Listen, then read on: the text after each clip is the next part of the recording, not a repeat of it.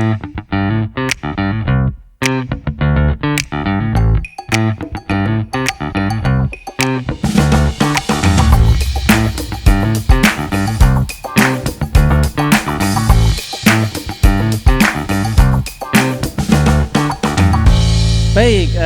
selamat pagi teman-teman. Kita mulai secara formal ya. Oke, langsung. Assalamualaikum warahmatullahi wabarakatuh. Selamat datang lagi di Potsi, episode 2 season 1. Jadi kemarin aku sudah ngobrol dengan Mas Aryo juga tentang dunia desain.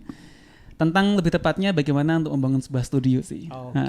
Nah ini akan jadi tema yang menarik karena kita masih bahas tentang desain, sama-sama desain. Cuman bedanya kalau Yoko ini lebih fokusnya ke freelance kan, dan juga mengeducate para freelancer untuk bisa lebih sukses. Benar. Iya kan? Iya, mengkonversi juga orang-orang yang kerja kantoran ke ngomporin ya. Nah menarik banget nih, ini akan jadi tema yang menarik bagi teman-teman yang mungkin sudah jenuh dengan kehidupan rutinitas yang seperti itu aja, dan pengen lebih bebas jadi seorang freelancer, termasuk jadi remote worker juga ya. Iya, betul. Dan juga macam-macam lah nanti kita akan bahas. Untuk yang belum tahu Yoko Bom ini adalah, udah aku kenalin tadi ya, seorang YouTuber, seorang desainer juga, terus seorang apa lagi sekarang? Kalau aku sih nyebutnya full time freelancer aja sih Mas. Full time freelancer. Iya, karena sebenarnya di YouTube tuh aku cuma sekedar share apa yang aku jalanin. Jadi kalau untuk disebut YouTuber juga kurang sih kayak, karena bukan YouTuber gitu. Karena selama ini aku ngenalin diri sebagai seorang full time freelancer aja. Iya, bukan gaya-gaya Yuko Halilintar gitu ya. Bukan. Aku sih masih penasaran kok, Yuko Bom tuh apa sih? Bom itu? Iya, jadi bom tuh Bomber. ini banyak yang tanya nih Mas. Jadi bom tuh waktu SMP dulu, aku suka yang namanya graffiti. Oke, udah aku tebak sih. Bomber ya. Iya, bomber. Di graffiti itu kan biasanya orang yang graffiti disebutnya bomber. Dan yang pas nge-graffiti nyebutnya ngebom gitu kan Mas. Iya, nah, iya. Jadilah nama Ya sempat Facebook bikin dulu. juga graffiti di Jogja? Cuman jelek dulu. Di Jogja sempat bikin graffiti? Enggak. Setelah waktu dulu sukanya kan SMP. Waktu itu SMP nggak punya uang kan buat beli pilok dan lain-lainnya, mahal kan.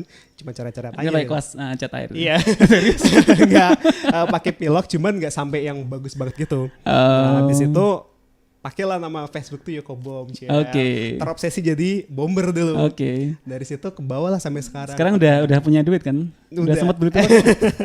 Sempat beli caps itu kan awalnya, caps yang kepala pilok iya, itu. yang ada buat garisnya lebih pipi. Iya, ada pipi, ada yang tipis, ada yang tebel. Tapi lama-lama mikir kayak mahal banget ini, mending buat yang lain gitu. Akhirnya udah terlupakan cita-cita jadi seorang bomber itu. Jadi malah gambarnya di digital sekarang. Di iPad sekarang ya. Di iPad. Ngebomnya di iPad. Ngebomnya ya? di iPad langsung. Oke, itu sekilas tentang Yoko Bom. Iya. Tapi yang mungkin banyak teman-teman tahu dari Yoko Bom ini, beliau adalah seorang yang punya banyak subscriber di YouTube dan gaya hidupnya cukup menarik. Karena dibanding dengan freelancer yang lainnya, aku lihat Yoko Bom ini orang yang paling juga fokus ke lifestyle. Iya kan? Nggak cuman sekedar teori kan? Iya. Kayak kamu nunjukin kamu yang traveling, sampai kemarin kamu sempat traveling di Asia ya? Iya, keliling Asia Tenggara. Berapa negara itu? Kita habisin semua ASEAN Tenggara itu 7 negara. Kecuali Filipina, Brunei ya. Sama Timor Leste 7 negara selama 22 hari. Waktu itu kan aku habis nikah sama istri. Terus ya udah deh sekalian kayak honeymoonnya di situ lah gitu. Gimana akhirnya? Gimana akhirnya? Ternyata capek banget. Dulu aku mikir ya Mas, sebenarnya ya Mas, cita-citaku itu cuma ingin traveling sejauh mungkin gitu. Nah, kerjaan freelance ini adalah caraku untuk mewujudkan cita-citaku itu. Jadi sebenarnya tujuan hidupku adalah untuk traveling sejauh mungkin. Nah, pekerjaan freelance YouTube ini adalah caraku aja. Aktualisasi travelingmu yang baru terlaksana yang Asia itu. Bener, Asia, beberapa negara Asia udah terkunjungi. Ya belum banyak sih. Rencana sebenarnya tahun ini ke Eropa. Oke. Ke Eropa satu bulan. Ternyata muncul ya musibah virus corona itu, jadi repot sih emang. Ya ini menarik banget. Jadi gaya hidupnya Yoko Bom yang kamu aiming untuk kedepannya, kamu bisa nomad ya, nomad life, kamu bisa melihat dunia gitu kan, dengan bekerja remote, berkunjung ke banyak negara. Itu kan jelas butuh tabungan yang banyak kan. Yes, betul. Nah itu memungkinkan enggaknya, gimana tipsnya, caranya. Nah nanti kita tolong dia cerita. Iya. Aku mau lihat dulu tentang profilnya si Yoko Bom ini. Iya. Kamu Instagramnya kebanyakan ya tips-tips gitu ya? Itu gara-gara diracunin si Angga. Oh, Angga Rizky. Angga Rizky waktu itu main ke rumah. Bro, bikin ini aja biar naikin followernya. Dia lanjut sampai sekarang, aku berhenti karena nggak sempet bikin konten terus itu di YouTube. Karena aku bikinnya fokusnya di YouTube dulu. Jadi Instagram belum sempet ngepost. Jadi aku ngepostnya paling di stories Mas kebanyakan. Oke. Keren. Ya, awalnya kan post kalau di bawah-bawah yang dilihat itu traveling ya, seputar traveling. Awalnya pengennya fokusnya kayak aku munculin personal branding gitu personal kan. branding yang traveling gitu aja, tapi kayak pas, hidup kamu. Iya betul. Pas itu Angga datang membawa mindset dia, oke teracuni waktu itu. Nah itu yang dulu-dulu aku postnya tentang traveling karena emang passionku di situ juga Mas. Jadi aku punya tiga passion lah dalam hidup ini, travel, entrepreneur sama desain gitu. TED nyebutnya. TED. Iya, TED. Itu istilah kamu bikin sendiri atau ya, memang? Aku bikin sendiri. Kebetulan pas sama TED yang itulah. Gitu. Oke. Nah, kamu sekarang berarti fokusnya ke apa sih? Fokusnya, kalau saya sendiri, saya kan basicnya sebagai freelance designer ya. Nah karena sudah ada yang megang, kayak sebenarnya saya juga sekarang ini udah nggak bisa dibilang freelancer juga, full time freelancer juga, karena aku udah ada tim juga gitu.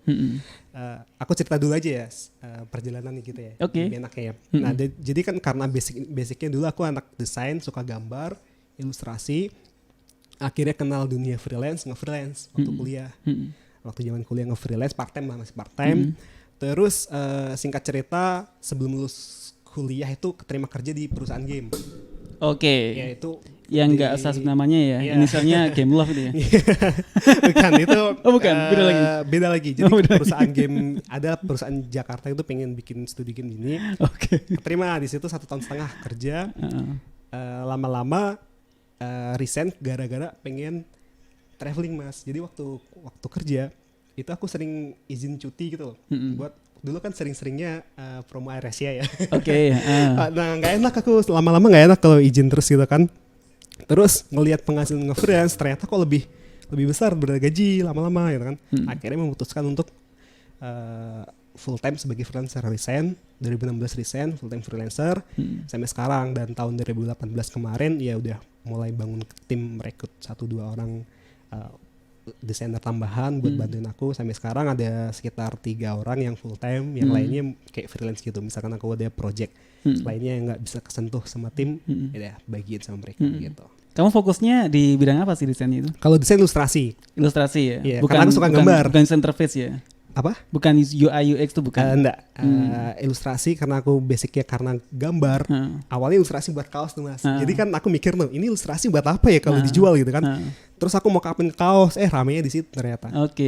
Taruh di kaos tuh kan? Iya, di gitu. Teespring ya? Apa sih? Kalau aku dulu sempat juga main Teespring. Cuman Teespring tuh sebenarnya mainan anak internet marketer. Oh gitu. Iya, jadi di sana tuh malah karena harus jago iklan di sana. Nah, awalnya main di situ juga sempat nyobain. Terus ketemu beberapa marketplace ya, aku cobain semua. Akhirnya yang laris dulu tuh di Fiverr sebenarnya. Malahan ya. Di Fiverr, terus lama-kelamaan ya klien pada kenal gitu kan, ya udah dari klien-klien situ lah. Nah, menariknya gini sih. Aku lihat kamu kan sebagai seorang desainer kan. Iya. Yang karyamu sudah ya punya banyak klien lah, dan kamu sampai merekrut orang untuk bangun tim dan sebagainya. Tapi aku lihatnya kamu justru fokusnya kok malah bikin e-course ya.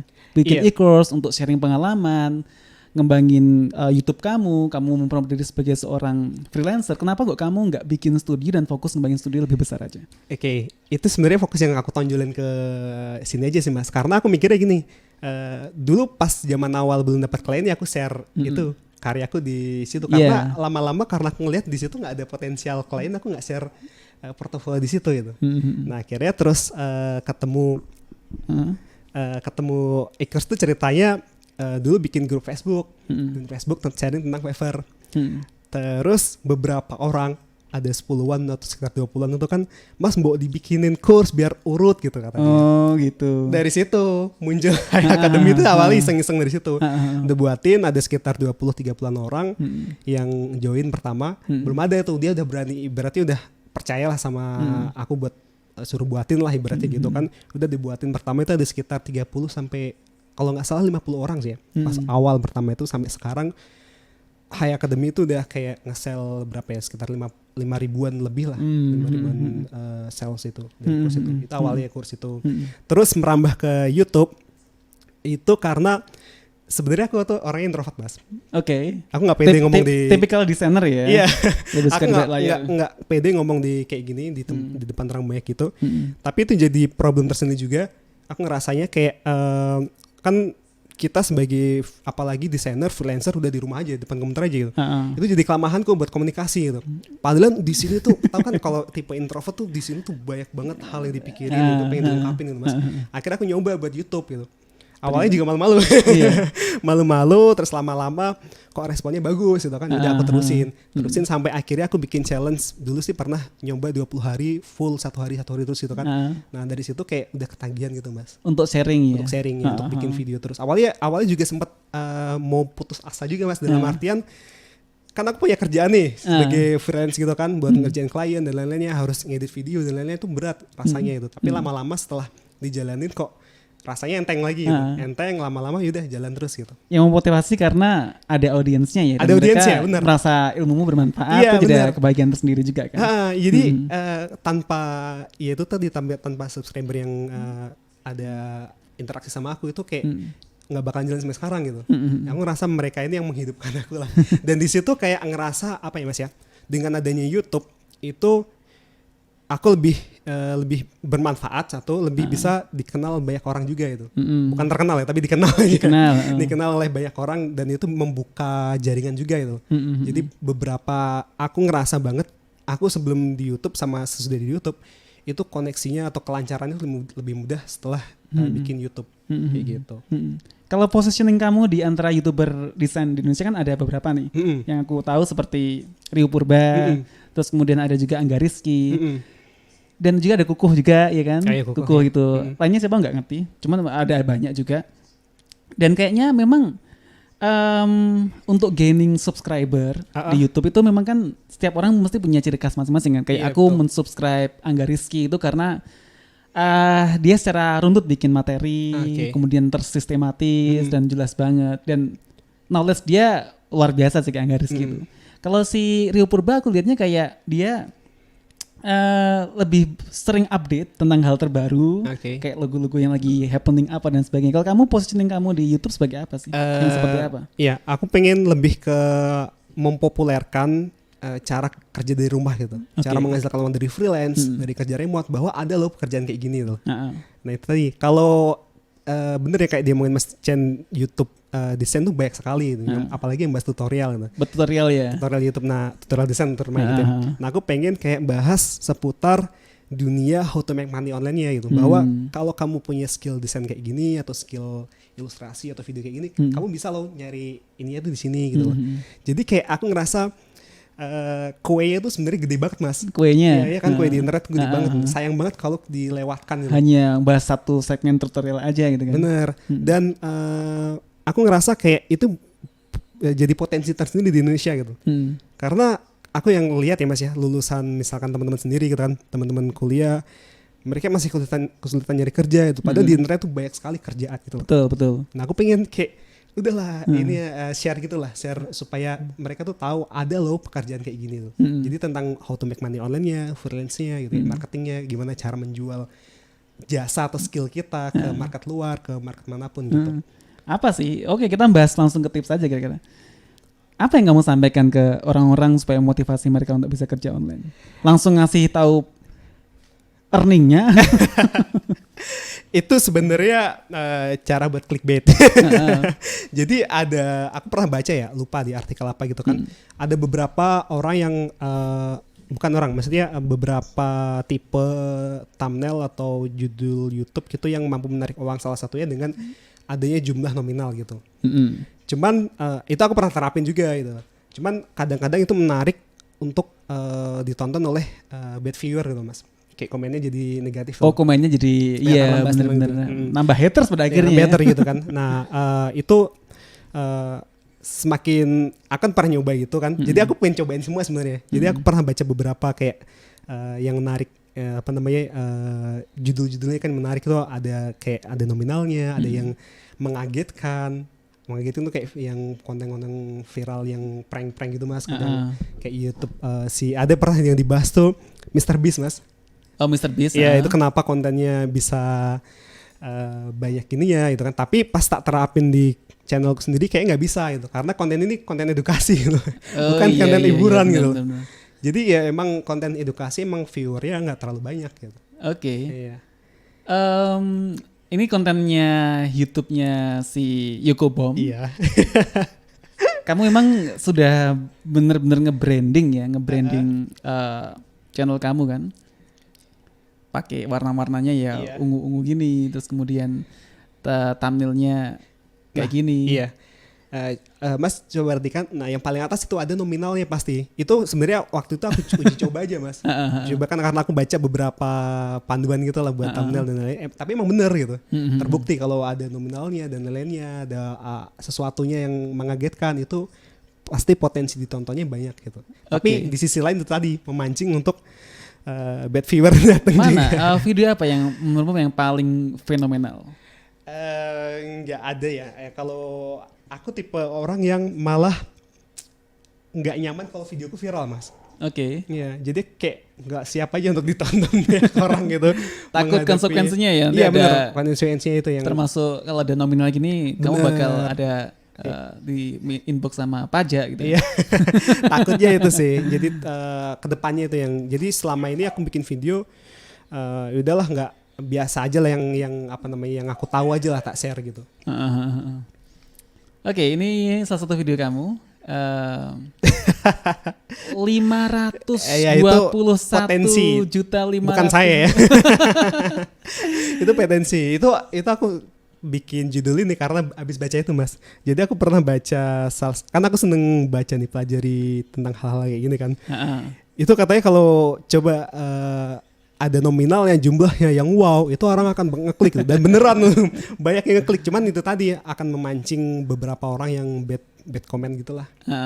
Gitu. Nah, kamu kan, aku yang paling penasaran gini sih. Aku juga sempat ngobrol dengan si Ibnu. Iya, yang kemarin sempat kita main bareng kan kemarin tuh. Dia kan juga fokusnya di internet marketing kan, di desain juga, ngasih tips bagaimana supaya sukses di Fiverr, di macam-macam gitu. Nah, untuk kamu bisa ngasih materi seperti ini, apa gimana sih cara kamu dapat ilmunya terlebih dahulu gitu? Apakah memang mempraktekkan, kamu nge-sharekan apa yang memang sudah kamu lakukan atau bagaimana? Iya, yang pertama jelas yang pernah aku lakuin dulu mas. Kalau aku ngelakuin apa yang di-share. Jadi apa yang aku lakuin aku share. Terus kalau yang lainnya, kalau misalkan yang High Academy itu kan ada banyak ya. Nantinya High Academy itu aku pengennya kayak bikin kayak Udemy gitu lah mas. Cuman yang nggak tahu ya versi Indonesia dan lain-lain gitu lah. Nah itu kan ada yang desain juga. Nah desain tuh karena aku nggak bisa handle sendiri, akhirnya timku yang tak suruh bikin. Tapi yang misalkan yang berbau dengan yang tak buat sendiri, ya dari berdasarkan pengalaman sendiri gitu. Kalau misalkan aku udah nggak bisa nge-handle, aku bikin materi yang bareng sama tim yang record semua ini ya. Gitu. Oke, apa sih bro? Sekarang kamu bilang kan tadi misi kamu tuh ingin men-encourage orang-orang Indonesia, anak-anak muda yang pada mengeluh kok nggak ada pekerjaan untuk bisa akhirnya mendapatkan penghasilan di internet. Kan? Kalau paling simple jawaban untuk yang orang paling awam gimana caranya? Oke. Sebenarnya hampir semua apa yang kita upload sekarang udah bisa menghasilkan ya, Pak. Ya, nah, kita upload video di YouTube, ya bisa dapat dari situnya juga. Upload desain di stok kita dapat ini, hampir semua lah. Nah, aku tuh kayak geram gitu, Mas. Geram maksudnya hampir semua yang kita kerjakan tuh bisa menghasilkan. Kenapa kok masih ada orang yang nggak mau gitu loh, nggak mau untuk terjun ke situ gitu. Padahal peluangnya gede banget gitu. Kayak contohnya di desain, kita bisa jual jasanya. Kayak jasa desain, jasa gambar dan lain-lain itu ada banyak sekali di Fiverr Marketplace banyak. Kalau nggak mau jasa, kita jual stoknya bisa, atau jual template-nya bisa. Video apalagi, mulai dari jasa, produk dan lainnya ada semua. Terus konten, paling enak konten sebenarnya sekarang ini, bikin konten gini kita bisa dapat penghasilan dari iklan dan lain-lainnya. Ada banyak sekali cara kita menguangkan atau memonetis apa yang kita lakukan di internet gitu Mas. Kalau aku yakin banyak di antara teman-teman yang sudah pengen mencoba untuk mendapat penghasilan di internet, tapi akhirnya gagal. Iya. Nah, menurut kamu apa sih kesalahan-kesalahan umum yang dilakuin sama orang yang baru belajar sampai akhirnya dia menyerah gitu kan? Okay. Apa kira-kira? Paling dasar sih umum waktu Mas, dia nggak sabaran gitu. Jadi dia baru mulai sebulan 2 bulan nggak menghasilkan nyerah, 3 bulan nggak menghasilkan nyerah. Padahal dulu ya pertama kali aku kenal desain itu tahun 2000. Aku kenal Photoshop SMA sih 2008 itu. Tapi begitu seriusi bener-bener 2012 kenal sampai 13 itu nggak menghasilkan apa-apa gitu.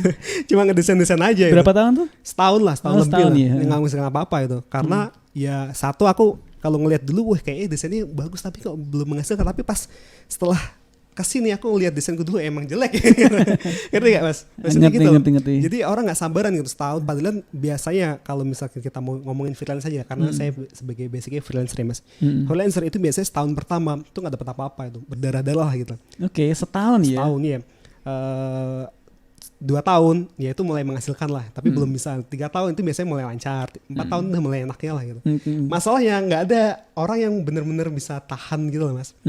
Nah aku makanya kalau ngasih tips jangan langsung terjun sebagai full time gitu, part time dulu. Nyoba ya. Iya, kamu masih ada kayak sapi perahnya dulu Mas. Iya. Kayak misalkan Islammu sapi perah gitu-gitu amat. Ada Mas, ada. Mas ada backup atau apa? Oh itu pelajaran dari Metric Boston Mas. Oke. Pernah dengar nggak Metric Boston? Kalau enggak, aku bukan tipe yang baca-baca gitu. Jadi ada diajari di situ kita harus punya sapi perah dulu. Sapi perah tuh entah bisnis atau kerjaan yang menghasilkan kita untuk menghidupi kita sehari-hari lah. Gitu. Enaknya kalau kita masih pelajar, kita masih di spot orang tua. Nah dari situ makanya sayang banget deh kalau teman-teman yang masih kuliah cuma dibuat kuliah aja. Padahal itu masa emasnya itu loh. Betul. Iya kan Mas, kita harus bisa explore dari situ gitu kan. Nah tapi kalau yang teman-teman sudah enggak kuliah atau enggak sekolah, misalkan sekarang udah kerja, ya itu manfaatin dulu sapi perahnya itu sampai freelance itu menghasilkan gitu. Oke, untuk nyoba ini nyoba itu. Betul, karena itu ada waktu gitu. Faktor resikonya juga. Enggak langsung terus aku langsung juga ngajarin ya, langsung terjun aja enggak gitu. Aku jadi selalu Mas kamu selalu harus ada satu yang bisa menghidupi kamu sehari-hari dulu karena tanpa itu nanti tekanannya bakal lebih besar gitu kan.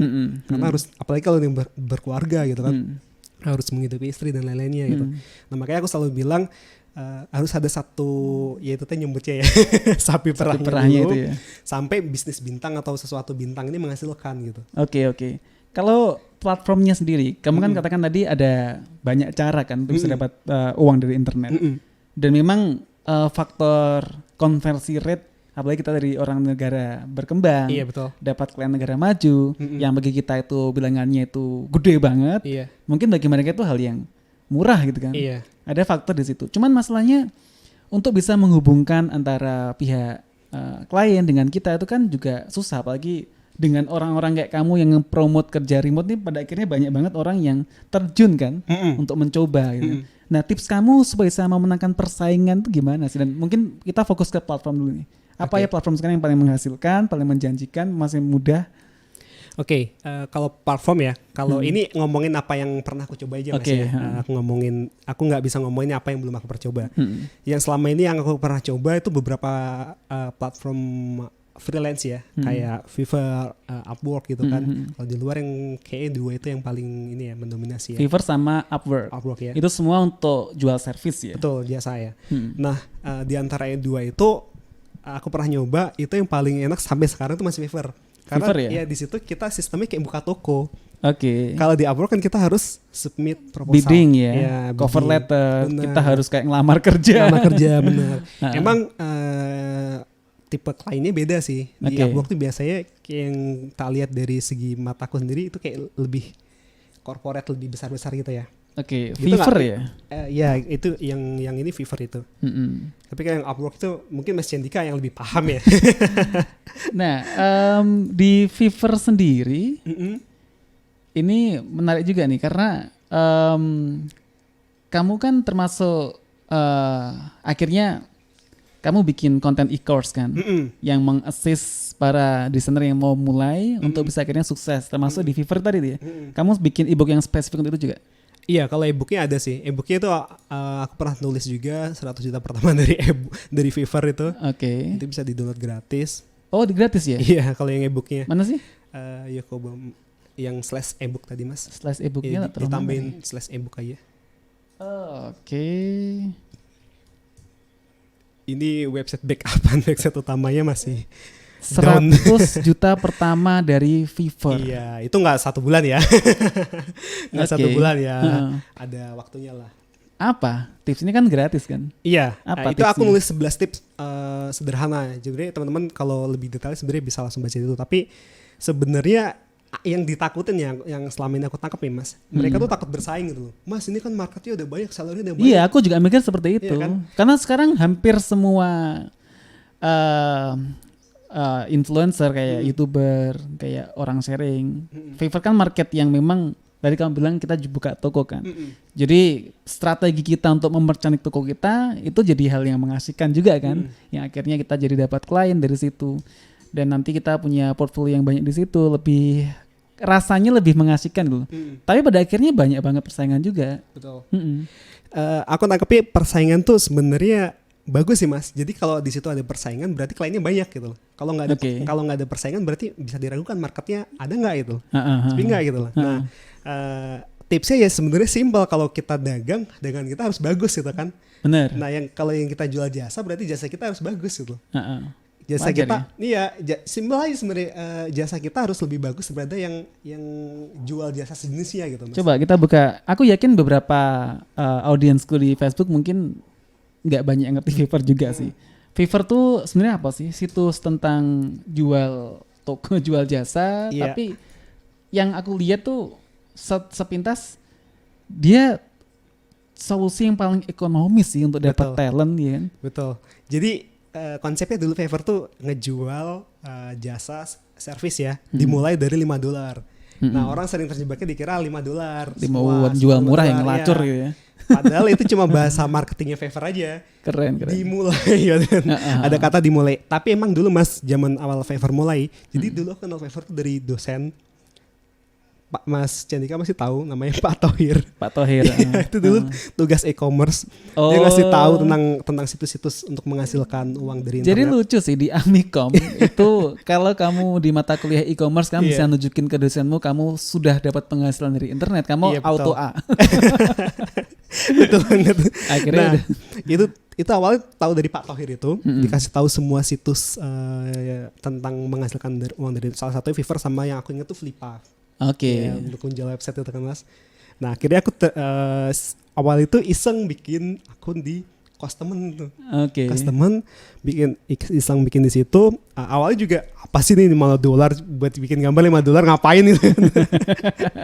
Tapi lama-lama pas setelah tak pelajarin gitu kan ternyata dulu ada namanya Extra Geek. Sekarang masih ada sih. Cuman sekarang karena dia sistemnya package kan. Jadi Extra Geek tuh kadang nggak dipakai sekarang. Sekarang dia kan punya 3 harga tuh mas. Di Fiverr? Di Fiverr tuh punya 3 harga. Ini contoh aja ya, ini contoh. Orang tokonya dari Mas Aryo Pamungkas. Mas Aryo. Nah dia punya 3 package standar, gitu. Premium, basic. Nah sebenarnya package basic itu untuk narik orang gitu. Kalau dulu zaman awal mulai nggak ada kayak gitu, kita harus nembus level ke 1 sampai kita bisa naikin harga. Untuk bisa, gitu. Naikin harga dulu di Extra Geek-nya itu. Dan Fiverr ini nggak cuma sekedar untuk desain ya? Betul, hampir semua service ada di situ. Apa yang paling aneh di Fiverr apa? Ada sampai kayak misalkan Mas Chandika mau pesen orang joget-joget pakai nama Mas Chandika itu kan happy birthday itu ada juga itu orang India atau orang mana gitu. Jadi kalau di luar malah kadang dibuat main-main Fiverr. Iya ya. Itu. Nah terus enaknya di Fiverr ini sekarang kalau nggak salah Upwork tuh ada ini mas. Kalau mau masuk ada tesnya gitu ya. Kalau nggak ngerti aku. Iya terakhir aku beberapa subscriber tuh bilang mas masuk Upwork gimana tipsnya itu. Dulu kayaknya kita udah daftar aja langsung diterima kan. Nah sekarang semua marketplace tuh kayaknya hampir membatasi gitu. Dan di Fiverr ini belum ada. Jadi aku selalu anjurin coba main Fiverr dulu. Mumpung dia masih open semuanya itu. Pasti suatu saat dia bakal nutup juga mas. Kayak Nintendo Design sekarang kan ada tesnya juga untuk masuk situ. Dulu pas zaman kita kayaknya masuk aja tuh, tinggal daftar email itu. Karena masih awal. Terus dulu kalau Indonesia ada 1000.com yang kontes itu juga 1000, sama. Sekarang dites dulu. Kalau dulu masuk aja itu. Nah tipsnya mumpung Fiverr ini masih gratis, masih gampang open shopnya di situ, udah open shop aja. Open shop aja ya, daftar dulu gitu. Dan lucu-lucu sih. Aku baru buka ini Fiverr. Masih baru nge-explore baru kali ini benar-benar explore. Sebelumnya aku cuma tahu Fiverr toko yang bisa jual harga lebih ekonomis. Kita jual murah tapi sebenarnya itu juga tricky juga. Betul. Tapi ternyata toko-tokonya ya lucu-lucu ya. Lucu-lucu. Maksudnya I will buy and send you anything you want from Japan. Jadi kayak ya iseng aja bikin jasa yang aneh gitu kan. Ada sampai aku bakal ngelempar kue di muka aku, itu ada ya kayak gitu. Dan itu orang Indonesia loh ngerjain gitu. Serius? Serius ada. Aku pernah nemu itu. Oke. Menarik untuk Fiverr-nya. Oke, terus Yuko, lainnya apa yang misimu lainnya apa sih selain untuk membuat orang Indonesia jadi melek dunia internet akhirnya dapat jalan-jalan sih mas.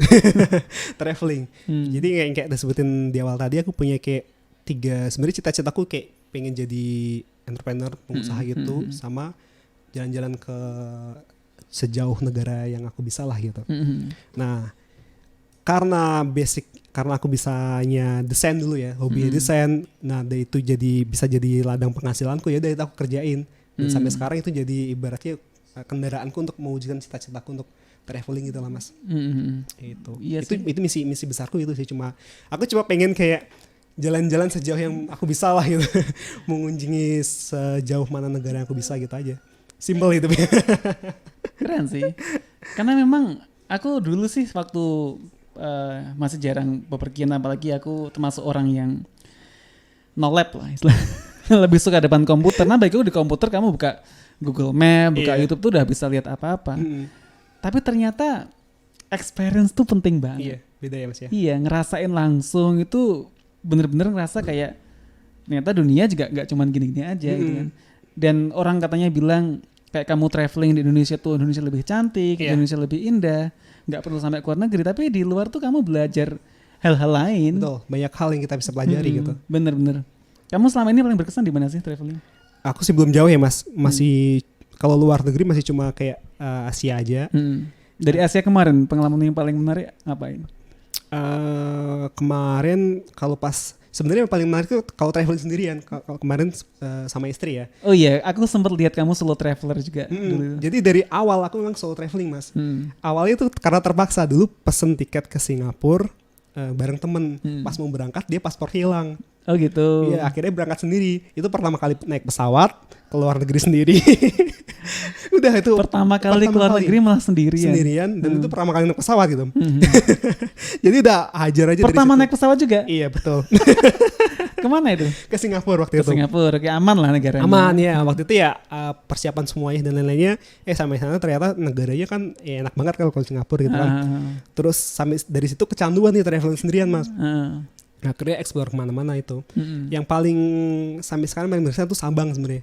Di Indonesia ya, di Sabang, di Aceh. Waktu itu aku dapat tiket tuh murah banget. Jadi dari Jogja, Malaysia, Filipina, balik ke Malaysia, ke Sabang, balik Malaysia, balik ke Jogja itu cuma habis 1.200.000.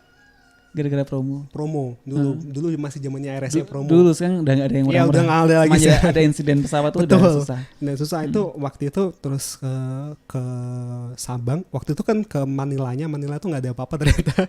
Manila Zong ke Sabang, wah keren banget. Aku masih heran sih kadang tuh. Jujur ya, aku mungkin orang lihat di feedku aku orang yang suka banget traveling seakan-akan gitu. Kenyataannya ya suka sih. Gak maksudnya aku bukan memang orang yang memang suka traveling banget. Karena aku sendiri agak bingung. Traveling tuh capek banget loh. Capek banget. Capek ya? Iya. Dan kadang kita udah sampai negara tertentu itu yang kamu lakukan adalah kebanyakan hal yang bikin kamu capek. Dan itu gimana ya? Susah sih ngomongnya. Capek karena biasanya kita sibuk foto sendiri mas. Iya. Ngambil dokumentasi gitu kan. Aku penasaranku style travelingmu seperti apa? Kalau aku enggak, aku malah tipe orang yang kalau pas traveling sebisa mungkin menghindari gadget gitu loh mas. Jadi kayak nikmatin aja, kayak jalan aja gitu. Aku jarang banget masuk ke apa namanya tempat wisata. Satu karena nggak punya uang dulu. Dua karena aku lebih nyaman kayak merasa di negara orang, jalan menjadi penduduk lokal gitu mas. Jadi memang kamu nggak yang atmosfernya gitu. Seakan-akan orang traveling ya, yang di misi dia yang pertama itu, oke, aku harus dapat stok sebanyak-banyaknya. Kemudian aku harus update di sosial media, harus live story. Kamu enggak? Aku tipe orang bukan yang kayak gitu. Nah kemarin istriku masih kayak gitu, jadi aku belum jadi aku belum bisa menikmati. Fotoin dong. Selfie dulu, dikit-dikit selfie gitu kan. Aduh, akhirnya sedikit ya belum terbiasa aja karena dulu aku seringnya traveling sendirian. Tapi kan sayang bro, udah sampai sana. Emang sih mas, aku ngerasa pas pulang tuh sayang, cuman kayak pas aku pengen, pas mau berangkat siapin kamera itu nanti aku bakal take video, tapi sana lagi berulang lagi, males lah. Buat konten buat apa itu akhirnya simpen. Sama, kayak kemarin pas 22 hari itu pengennya bikin kayak vlog lah buat harian. Inspiring juga kan, betul. Bisa traveling di Asia. Sekaligus buat ya mengingat inilah kalau pas suatu waktu kita tua nanti kita bisa ingat lagi kita flashback. Cuman pas sana pegang kamera aja males gitu. Bawa kamera padahal aku bawa cuma mirrorless aja gitu kan. Itu sudah termasuk kecil kan ya. Cuman pas aku bawa itu rasanya males juga, udah kayak pengennya nggak bawa apa-apa, pas tas taruh di hostel, udah explore aja, nggak bawa apa-apa, cuma bawa HP sama dompet aja gitu. Terus apa yang kamu dapatkan dari traveling kalau nggak dapat foto video? Pengalamannya aku. Apa pengalaman apa? Kayak pengalaman jadi penduduk lokalnya itu pertama. Itu aku ngerasa kayak seneng banget mas di saat tempat asing. Aku bener-bener nggak ngerti, baru pertama kali di situ. Terus aku ngerasa kayak aku ngelihat sekitar gitu mas. Cuman orang tuh nggak ngeliat aku gitu loh. Ngerti nggak? Pernah ngerasain itu? Oh iya, kamu perhatikan apa yang melakukan. Betul. Sehari-harinya. Betul. Aku kadang sering cuma duduk aja. Observasi gitu, ya. Duduk aja di taman itu kan kadang cuma lihat orang sini gitu. Itu yang pertama yang aku dapatkan. Kedua, aku tuh sebenarnya pernah yang menginspirasiku buat berani traveling sendirian lagi itu kayak baca bukunya si Renat Kasali yang dulu nyuruh mahasiswanya untuk traveling satu negara satu orang itu kan. Nah di situ dia banyak banget cerita tentang keuntungan kita bisa traveling atau kita berani traveling. Self driving dia ngomongnya. Jadi kita harus menyiapin semuanya sendiri, mulai dari planning awal kita berangkat, nyari uangnya, sampai sana kita harus disiplin, dan itu membawaku untuk lebih berani ke kehidupan nyata gitu. Setelah aku pulang traveling. Menarik. Iya, setelah aku pulang traveling, apalagi aku di cita-citaku juga aku pengen jadi punya usaha lah, punya bisnis gitu lah. Nah, itu jadi kayak mengasahku juga, Mas. Kayak ngasah apa ya, keberanianku lah. Kayak aku hidup gembel lah ibaratnya. Aku traveling tuh bukan tipe orang yang ini mas, traveling kayak luxury itu enggak. Jadi kayak backpacker banget aku. Cuma kadang gue mau backpack aja, misalnya aku 7 hari udah bawa 7 kaos aja gitu. Enggak lain-lainnya. Dari situ aku kayak ngerasa oke, aku hidup gitu aja bisa kok, kalau misalkan aku besok suatu saat jatuh atau gimana aku masih bisa hidup gitu. Apa yang paling berkesan pengalaman traveling? Kamu observasi itu. Dan impact yang nyata di kamu sehari-hari? Di sehari-hari ya? Iya, aku jadi lebih disiplin yang pertama jelas. Disiplin kayak disiplin waktu gitu kan. Kalau traveling aku nggak disiplin, ketinggalan pesawat. Budgeting juga sama, itu aku belajar dari traveling itu kan, budgeting tentang hidup gitu kan. Terus kayak keberaniannya sih Mas Indri. Jadi keberanian kayak ngambil keputusan gitu kan, jalan-jalan di tempat yang lain. Itu kadang orang mikirnya cuma kayak ngapain gitu kan. Nah, tapi buat aku kayak pas kita berani explore satu negara sendirian gitu kan, pas balik ke Indonesia aku jadi lebih kuat lagi gitu. Ngerasa lebih kuat gitu loh. Lebih kuat, ngerasa wes aduh tuh lah nih. Betul, kayak apalagi kalau misalkan negara yang kita kunjungi negara yang susah gitu kan. Itu kayak naik kelas loh Mas. Naik kelas gitu kan, nanti pas traveling lagi kemana lagi kayak naik kelas lagi gitu. Tapi kamu nge-challenge diri kamu sendiri gak sih waktu traveling? Kan ada orang nih yang benar-benar mencoba untuk meng-endure dirinya sendiri kayak aku hanya jatah diriku sendiri $1 sehari katakan. Iya. Atau aku nggak punya uang, aku harus cari uang di sana. Itu malah kadang bikin candu itu Mas. Jadi aku ngerasa ya Mas, dulu kan aku traveling waktu ibaratnya uang masih tipis lah. Masih tipis, aku ngerasa sensasinya aku nikmatin kalau itu bisa sehemat mungkin gitu. Nah begitu kesini ibaratnya finansialku lebih mapan daripada yang dulu. Kok rasanya keasikan itu kayak hilang dikit lah, karena sekarang dulu misalkan ya sehari harus $10 itu kan. Wah, ada kayak rasa puas kalau bisa ngirit gitu. Bisa ngirit $8 gitu. Kalau sekarang kayak malah kadang budgetin $10 itu malah bisa lebih $15, $20 sehari gitu kan. Cuman kayak ada rasa, aku kangen rasa yang dulu itu loh. Ngerti nggak Mas? Iya, paham. Itu salah satu kepuasan sendiri juga itu. Apa pengalaman paling unik apa? yang gak terlupakan? Oh, waktu di Jepang, aku hampir ketinggalan pesawat. Jadi bukan ketinggalan pesawat sih, hampir nggak bisa pulang bahkan. Jadi waktu di Jepang, kan aku kalau traveling emang bawaannya dikit. Jadi nggak pengen bawa oleh-oleh juga kan. Di samping berat, nggak bawa bagasi juga, nggak punya uang buat beli oleh-oleh gitu kan. Terus waktu di Jepang ada ketemu toko serba 100 yen. Ini cuma 12.000 ya kalau nggak salah, dirating dulu kan. Wih, kalap tuh Mas, aku beli beberapa itu kan, sampai aku ngambil uang lagi di ATM kan. Habis dapat satu bag gitu sama tak masukin di tas gitu kan. Nah, di Jepang itu kalau dulu AirAsia tuh setahu aku kalau di bandar-bandar itu nggak ditimbang, walaupun cuma bawa gini aja ya, backpack aja kan, udah masuk-masuk aja. Ternyata di Jepang pas check-in ditimbang. Beratku cuma dikasih 7 kilo, beratnya lebih 12 kilo, lebih 5 kilo. 5 kilo, posisi uang udah habis. Posisi uang udah habis, terus di bandara situ akhirnya dikasih pilihan mau beli bagasi, harganya itu sekitar 1,5 juta ya? Iya, padahal tiketku PP ke Jepang itu cuma 2,8 nggak salah. 2,8, akhirnya kalau mau nggak mau harus buang beberapa kan. Nah, ini boleh diceritain nggak ya? Ceritain aja. Terus akhirnya aku check in, barangku tuh tak tinggal dulu di bangku gitu kan. Kamu ambil lagi. Nah, aku selesai dapat boarding pass, aku ambil lagi, aku masuk deg-degan kan, agak takutnya nanti ditimbang lagi, terus kena apa-apa gitu, apalagi Jepang terkenal kayak gitu. Akhirnya sampai pesawat nggak ditimbang lagi. Iya, udah bablas lah sampai situ. Itu bener-bener kayak udah terakhir kan ibaratnya, aku sampai situ udah. Oh iya, sebelum itu pun ada problem lagi.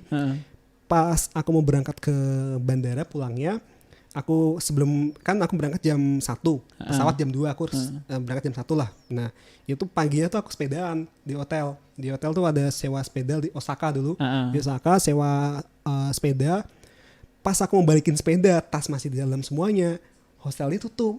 Oh iya? Ada nggak tahu dia makan atau apa tuh. Nah, teleponnya HP ku di situ semua gitu. Di tas semua gitu kan. Akhirnya gimana nih, masuk kan waktu udah mulai mepet kan. Terus ada yang lewat-lewat gitu. Kan orang Jepang susah ngomongnya ya. Akhirnya ngomong, tak jelasin, ada satu orang yang kantoran gitu, cewek gitu kan, tak jelasin dia pakai bahasa tubuh juga gitu, pakai bahasa ini. Dia akhirnya ngerti, nelponin nomor HP yang di situ, ditaruh situ, bahwa ini ada mau masuk ngambil tasnya gitu kan. Udah, akhirnya di situ baru masuk gitu. Kalau itu nggak ada orang itu, mungkin aku bisa tinggal masuk di situ. Ya. Dan pas sampai bandara ternyata ada masalah itu tadi. Itu benar-benar yang bikin deg-degan itu sih. Gila, itu masih solo traveling ya? Solo traveling sendirian itu. Dahsyat. Menarik banget ya kalau kita punya, ya traveling yang bikin ngangenin justru pengalaman nggak terduga kayak gitu. Betul, sih. Yang kita dihadapkan di sebuah situasi yang kita nggak menguasai medan, kita harus cari solusi, dan akhirnya outcome-nya kadang nggak terduga juga. Iya, benar. Oke, sekarang kita cek di Facebook dulu, kira-kira ada. Tadi di Instagram ada yang tanya sih kayaknya. Oke. Orang banyak join silih berganti. Tipikal Instagram gitu ya, dan lihat di story, di next, ntar di next lagi. Kelihatannya yang gabung banyak banget, tapi ternyata ya cuma tinggal sedikit sekarang. Bang, tanya dong cara memanage freelance design by remote gimana ya? Mau coba by remote tapi agak susah connecting antara customer dan designer. Takutnya kalau dikasih nomor customer ntar diambil. Oke. Jadi maksudnya dia punya tim remote tapi gitu dia pingin supaya bisa autopilot mungkin ya. Dia ngasih customernya untuk langsung connect ke timnya. Kalau itu sampai sekarang aku pun juga bingung. Aku pengen juga gitu juga ya. Aku belum nemu cara kayak gitu. Selama ini masih aku kalau nggak yang nangin aku sama satu orang yang benar-benar partnerku lah, yang nangin ke klien, baru dilempar ke desainer yang briefnya gitu. Kalau sampai autopilot gitu aku belum nemu caranya juga gitu. Makanya kemarin aku sempat tanya Mas Aryo juga pas main ke sana itu kan. Ternyata dia gitu juga yang nanganin si Mas Aryo sendiri. Ya. Nanti baru dilempar ke desainer, desainer lewat lagi ke Mas Aryo, lempar situ lagi. Selama ini aku masih gunain gitu sih. Belum nemu cara autopilot sampai kayak gitu, belum. Kalau menurutku minimal kita harus punya tim sih. Dalam artian jangan sampai kita ngasih itu ke satu orang. Dalam artian kita membentuk, kalau ingin memang autopilot, kita harus ngasih klien itu ke tim. Jadi nanti satu orang yang berhubungan dengan klien, tapi dia akan nge-translate itu ke desainernya. Jadi lebih ke kayak jangan sampai talent desainer utamanya itu langsung berhubungan dengan klien. Oh iya. Jadi lebih itu sebuah brief yang dikerjakan bareng-bareng. Jadi nanti kalau umpama pun kita ada kekhawatiran nanti kliennya direbut, nanti akhirnya ya mereka secara kolektif akan. Oke, berarti kayak kita nyediain satu CS-nya gitu. Iya bisa CS atau nanti itu akan maksudnya briefnya masuknya langsung ke tim secara utuh bukan perorangan lagi. Mungkin itu. Iya. Oke, kita cek di Facebook dulu. Apakah ada komentar? Ini ada nih, ada 2 komentar. Om Yuko, salam dari Palembang. Soalnya apa bisa gedein lagi? Ini udah gede deh kayaknya. Oke, terus mungkin teman-teman bagi yang pengen tanya sebelum kita lanjut lagi, tentang apa aja deh, tentang traveling bisa, atau tentang gimana tips sebagai freelancer bisa. Iya. Nah, mungkin bahas lagi masalah Yuko, masalah tadi kamu apa sih fokusnya? Pengen jadi freelancer terus sebenarnya traveling. Iya, sebenarnya kalau ditanya cita-cita pengen traveling. Nah, kok jadi freelance karena freelance itu sebagai kendaraanku itu untuk aku bisa traveling dan karena dimulai dari hobi gambar, hobi desain itu jadi pekerjaanku gitu. Oke, sekarang kita bahas hal lain yang kamu lakuin yang sibukanmu. Itu kamu bikin sebuah akademi dengan nama Hey Academy. Iya. Ceritain dong ini apa sih sebenarnya? Oke, jadi awalnya itu tadi Hey Academy ini berdiri gara-gara ada permintaan yang itu tadi yang aku buat grup Facebook. Di dalamnya situ beberapa orang minta, Mas buat dibuatin kurs biar urut. Nah itu awalnya kurs kelas saver itu yang muncul pertama. Terus supaya keren sih, supaya keren aku bikin kayak apa ya namanya itu, bikin Hey Academy itu aja. Bikin Hey Academy karena di situ aku pengennya nanti bisa banyak kelas gitu. Nah Hey Academy ini juga. Oke, terus? Oke. Nah terus akhirnya lama-lama kok. Bentar juga, sorry. Oke, cek ya. Oke, udah ya. Nah, terus lama-lama membernya Hey Academy makin banyak gitu. Sampai sekarang sampai 5.000-an orang lah yang udah beli di Hey Academy ini. Terus kayak kenapa gak diserusin gitu. Karena aku mikirnya ada satu buku yang aku baca itu kalau gak salah lupa. Yang bilang sih Bob Sadino gitu. Pendidikan di Indonesia tuh kayak udah gak relevan dengan sekarang gitu. Apa yang diajarin mungkin ilmunya udah puluhan tahun yang lalu. Jadi pas lulus dia bilang, bingung. Kalau Bob Sadino ngomong kasarnya ilmunya sampah semua katanya. Nah aku pengen kayak di Hey Academy ini yang aku ajarkan bidang-bidang yang emang relevan dengan sekarang ini. Nah aku lihat juga pendidikan di Indonesia atau khususnya kayak bimbel itu kan malah ngulangnya kayak ngajarnya pendidikan yang diajarin di sekolah itu. Terus buat apa ngapain gitu? Ngapain pelajaran di sekolah dia ajarin lagi di bimbel tuh untuk berprestasi di sekolah lagi gitu. Padahal kan harusnya sekolah untuk berprestasi di luar gitu kan Mas. Betul. Nah, itu aku mikirnya itu tadi. Terus aku buat Hey Academy ini lama-lama visiku untuk menyediakan pendidikan berbasis kreativitas yang relevan dengan perkembangan sekarang ini. Aku nyebutnya mengisi kekosongan pendidikan di Indonesia lah gitu. Mantap. Apa ini yang kamu tawarkan di sini? Iya, jadi di sini nanti bakal ada banyak kelas sih sebenarnya Mas. Untuk sementara ini diisi kelas-kelas desain karena ya basicnya karena aku anak desain ya. Ya udah aku apa yang aku lakuin aku coba kumpulkan, aku bikin materi yang urut. Udah aku masukin ke kelas-kelas ini, ada mulai kelas desain logo, ada kelas waiver. Itu karena pengalamanku sendiri. Kenapa nggak bikin kelas yang lainnya? Karena nggak ada pengalaman di situ gitu. Mungkin nanti kalau aku rekrut orang atau kerja sama orang bisa masukin situ gitu. Kalau ProMastery itu punya temanku gitu. Nah, kalau di sini ada produk-produk yang aku rekomendasiin dari live video itu temanku juga dari yang Jember kemarin aku bilang. Oh, yang kamu ke Jember itu ya. Itu Mas Ilham itu karena produknya bagus aku promosiin. Itu sekaligus juga sebenarnya main affiliate Mas. Ya, ini bongkar-bongkaran aja nih. Jadi di situ tadi tuh link afiliasi. Ketika ada orang yang beli di situ, aku dapat komisi. Ya, itu salah satu sumber pendapatan juga lah dari situ. Jadi aku prinsipnya Mas, aku tuh harus punya banyak sumber pendapatan lah. Kalau orang-orang sukses bilang kita harus punya multiple stream of income gitu kan Mas. Nah sampai sekarang aku pengen kayak aku pendapatanku yang karena basic affiliate kan aku dapat dari jasa nih, jasa. Terus kedua aku pengen punya pendapatan lain nih, apa nih, jualan produk digital, salah satunya e-course, afiliasi, YouTube, paid promote. Nah aku sekarang punya kayak lebih dari satu sumber penghasilan. Oke. Itu salah satu motivasiku juga. Selain itu tadi. Aku lihatnya ini menarik sih. Hal-hal yang berbau affiliate, terus kita jualan e-course ini sekarang kayak lagi merebak banget kan. Betul. Karena memang ada peluang atau memang karena ada apa sih yang memotivasi kok banyak sekali sekarang merebak e-course ini? Karena ada peluang, permintaan dan tersedianya infrastruktur itu Mas. Karena internet semua sudah bisa diakses kan. Oke. Nah, aku ngelihatnya aku senang aja kalau teman-teman yang praktisi di sini bikin kelas online gitu. Karena apa? Karena kita nih pendidikannya udah tertinggal banget kan sama yang lain-lain lah ya. Ibaratnya kita sekolah atau kuliah.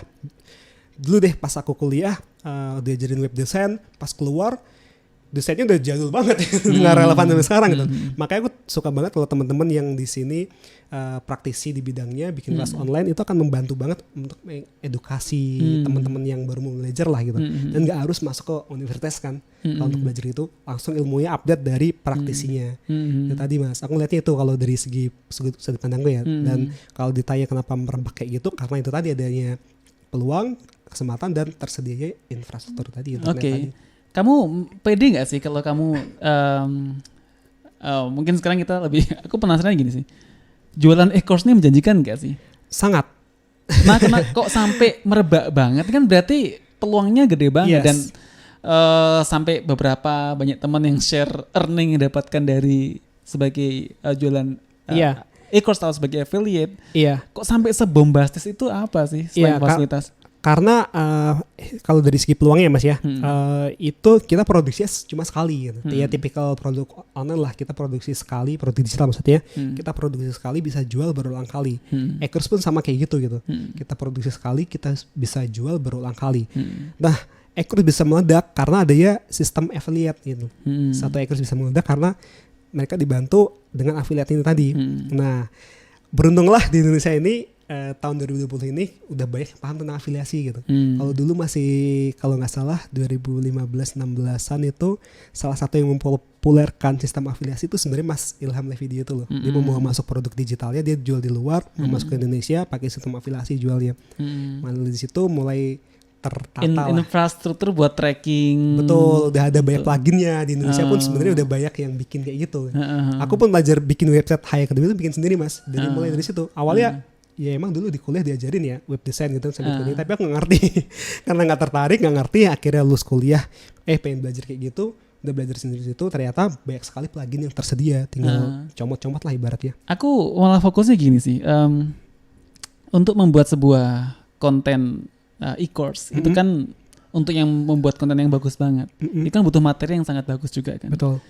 Nah, praktisinya orang-orang yang ngisi materi itu kan berarti memang harus sangat berkompeten. Iya betul. Nah, di level mana orang itu merasa harus bisa layak membuat sebuah e-course? Oke. Tergantung siapa target market kita. Kalau target market kita pemula ya ibaratnya kita level menengah pun bisa mengajak pemula kan. Tapi kalau Mas Chen targetnya level menengah, berarti Mas Chen harus di level expert kan. Ibaratnya gitu Mas. Jadi balik lagi. Kayak kita mau jualan, yang aku pelajari kita kalau mau jualan target market kita siapa ya? Yang pertama ditanyakan itu dulu, target market kita siapa. Kalau yang pemula misalkan kita mau ngajari Mas Chen mau bikin kursus fotografi untuk pemula, berarti ya mungkin udah lebih dari layak lah untuk buat kurs itu. Tapi untuk level yang menengah atau expert berarti mungkin yang ilmunya lebih tinggi lagi yang harus ngajar gitu. Kalau yang kamu sudah paham akan dunia e-course apalagi fokus di bidang desain, yang kamu lihat kualitas e-course yang dibuat sama teman-teman tuh seperti apa sih? Karena gini, aku lihatnya tuh kayak sekarang karena networkku orang-orang desainer ya, orang untuk marketing juga, kebanyakan mereka share earningnya, sering siapa top affiliate-nya. Tapi malah jarang banget aku lihat yang membahas tentang produknya. Kayak fokusnya seakan-akan kayak wah penting dapat duit yang banyak dari affiliate, kemarin jualnya yang banyak. Sebenarnya produknya sendiri seperti apa sih? Itu benar-benar sangat impactful, membantu banget atau memang? Kalau untuk tergantung itu tadi Mas produknya target siapa. Kalau untuk yang pemula itu sangat membantu gitu. ibaratnya disediain materi benar-benar terurut gitu. Kalau mungkin ya kalau yang aku pernah baca ya, ilmu tuh gratis, di mana ilmu gratis. Tapi kuncinya bukan ilmu sebenarnya. Ada suatu pernyataan yang aku ingat banget, kalau apa namanya yang dibutuhkan tuh cuma ilmu, semua orang bisa jadi miliarder dengan berbadan six-pack katanya. Karena ilmu jadi miliarder tuh banyak banget di dunia. Dan badan six-pack juga banyak banget gitu. Tapi yang di situ ternyata bukan masalah ilmunya gitu. Tapi dengan orang berbayar dulu ya, itu jadi konsisten kadang. Dia lebih konsisten untuk mengerjakan tugasnya atau untuk ini, karena dia udah mengeluarkan uang dari situ biasanya. Nah, terus kedua disediakan supportnya biasanya. Nah, kita nyediakan panduan plus bimbingannya. Itu yang paling paling dibutuhkan oleh para pemula biasanya. Nah, dua hal itu kadang nggak bisa didapatkan pas dia nggak bisa sih kalau misalkan dia belajar yang gratisan tuh, karena dia nggak punya rasa mengeluarkan uang, jadi udah terserah dia belajarnya gitu. Terus motivasi kamu ketika membuat sebuah e-course tuh apa? Maksudnya gini,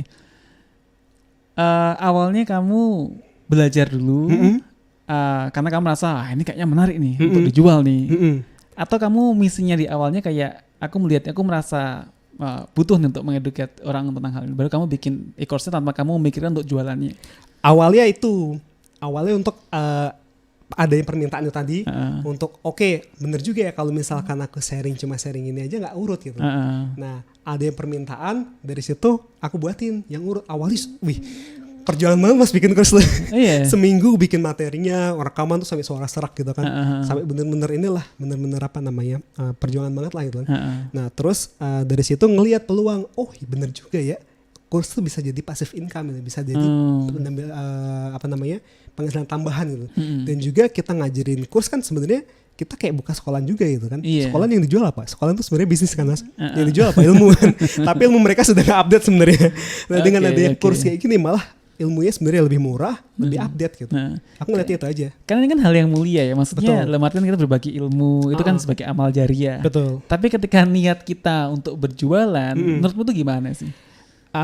Ya kalau menurutku sah saja, karena kalau kita bisnis harus profit gitu. Betul. Nah, dan untuk bisa membuat yang lebih berkualitas kita butuh motivasi juga. Betul. Nah, tergantung niat awalnya itu apa, cuma sekedar share. Kalau share ya share aja gitu. Kalau mau niatnya sekalian buat bisnis ya udah bisnis share gitu, sedekah gitu loh. Nah, itu sih yang di pribadiku sendiri ya tanggapannya gitu. Dan sekarang jadi concern juga karena apalagi di Menteri Nadiem yang sekarang ini kan kesejahteraan guru kan jadi concern banget kan. Iya. Gimana guru bisa memberikan materi yang berkualitas tapi kesejahteraannya masih dipertanyakan. Iya.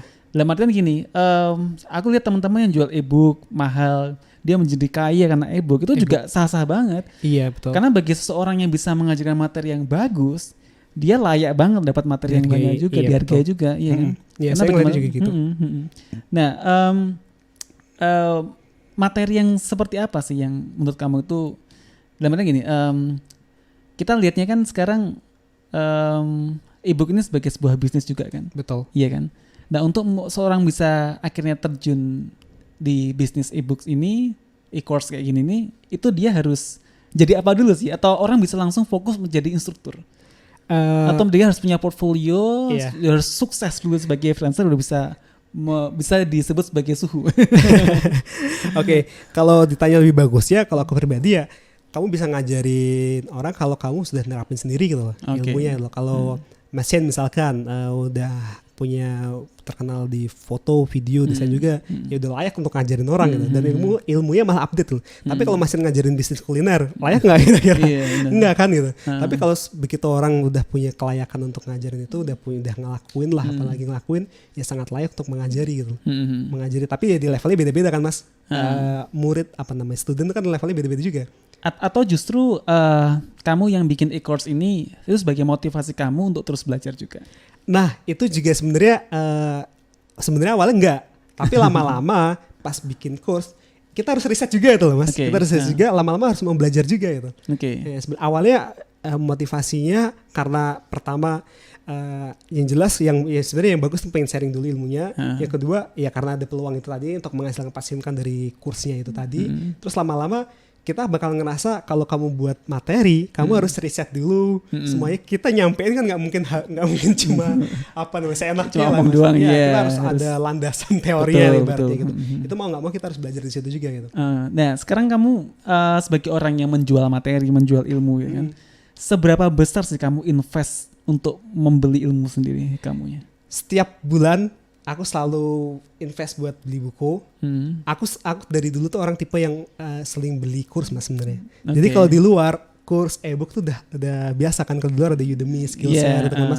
Setiap bulan aku selalu beli. Kalau dulu malah pas zaman-zamannya pengen belajar internet marketer Teespring tuh aku beli semua kurs. Oh iya. Iya kurs keluar tuh Teespring.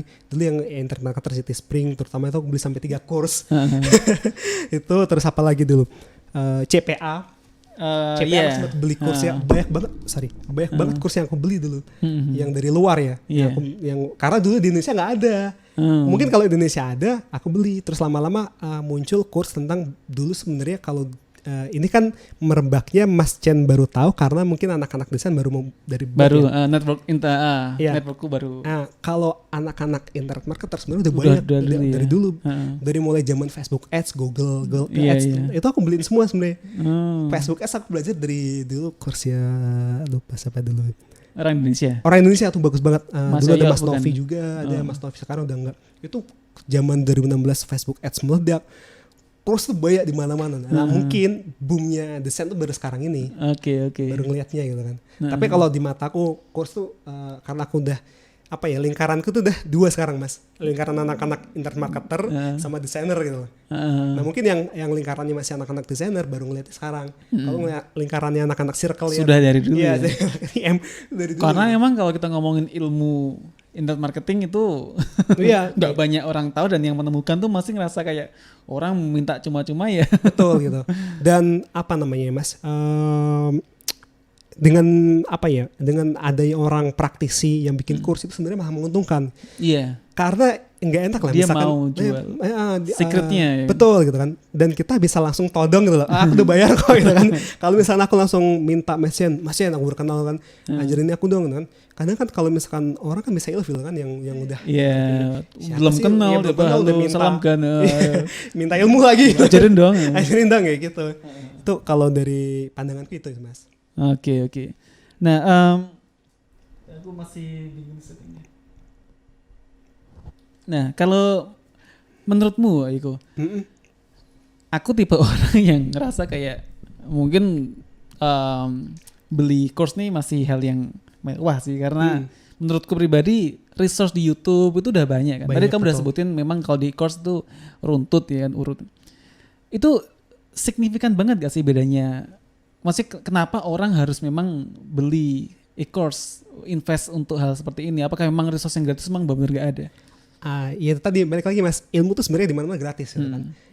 Kita bayar e-course tuh bayar waktunya si pemateri, nyusunin materi dia, bayar pengalaman dia, sama bayar support dia. Oke. Nah itu yang nggak dapetin kita di YouTube. Ya? Betul. Di YouTube kita bisa dapat gratis, tapi mungkin untuk mencari materi yang urut kita butuh waktu juga toh. Butuh waktu mungkin kita cari semuanya. Nah kalau ini udah disediakan gitu. Ibaratnya kita bayar 300.000 untuk misalkan Mas Chen bikin kurs, aku bayar waktu Mas Chen lah untuk nyusun materi itu sama nanti mentoring aku lah ibaratnya gitu. Jadi kan ya terserah pilihan gitu. Mau gratisan nggak masalah, di YouTube udah banyak banget, apalagi di era internet sekarang loh. Itu tadi. Kalau misalkan kalau aku cenderung tipe orang yang suka berbayar. Aku belajar berbayar karena aku satu lebih fokus material lebih terurut, dua aku lebih kayak sayang gitu. Kalau udah bayar nggak dipelajarin sayang gitu. Cuman ya jangan beli cuma untuk koleksi aja, jangan gitu. Beli kalau butuh gitu mas. Kalau rekomendasi yang punyamu jelas ya Kak, si Yoko ini porsi yang gratis yang di YouTube dia sharing banyak hal.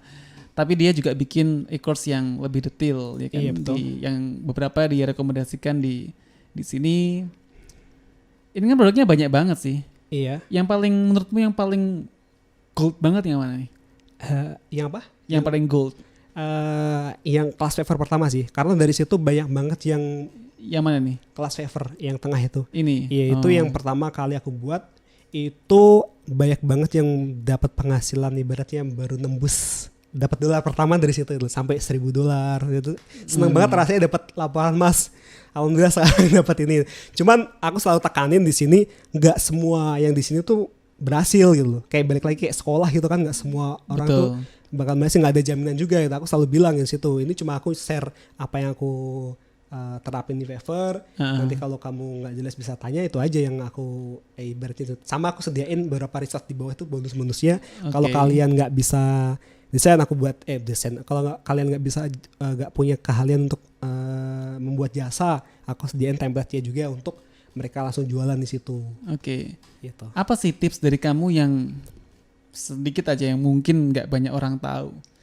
Tips tentang apa nih? Tentang Fiverr nih, tentang Fiverr-nya. Hal yang mungkin nggak banyak orang tahu dan itu memang mind blowing banget, apa sih? Tips Sebenarnya teaser aja mungkin. Nggak ada sih rahasia apa ya. Rahasia tetap kayak sama aja, kayak kita jual sesuatu kita harus kita harus lebih bagus lah dagangan kita itu. Emang ada beberapa kayak detailnya, kayak misalkan nanti tips negosiasi harga. Biasanya itu orang nggak ini. Biasanya ya ini yang aku terapin ya di klien-klienku. Biasanya kalau misalkan mereka nego harga itu biasanya aku kasih harga coret gitu. Misalkan dia tanya harganya berapa nih gitu kan. Nah nanti kita mau nembak $50 nih misalkan satu ilustrasi aja gitu kan. Nah itu aku selalu bilang ini harga asli $80 gitu kan. Karena kamu pelanggan pertama udah aku kasih $50, itu biasanya conversion rate-nya tinggi. Oke. Harga coret lah. Itu aku yang pelajari dari marketing sebenarnya. Kayak kita masjid misalkan ada diskonan itu, wah kayaknya diskon padahal harganya asli itu gitu. Oke, mungkin saya buka pertanyaan lagi. Di penyamu ada yang tanya nggak ya kira-kira? Nggak ada ya? Udah mati tuh. Udah mati kayaknya. Oke, masih belum ada pertanyaan. Oke teman-teman, bagi yang masih penasaran dari yang disampaikan tadi, mungkin belum tercover, ada yang masih ingin ditanyakan, bisa tanya dulu sebelum kita akhiri mungkin. Ya. Oke. Oh ya, tadi belum cerita tentang Hispace ya. Oh iya.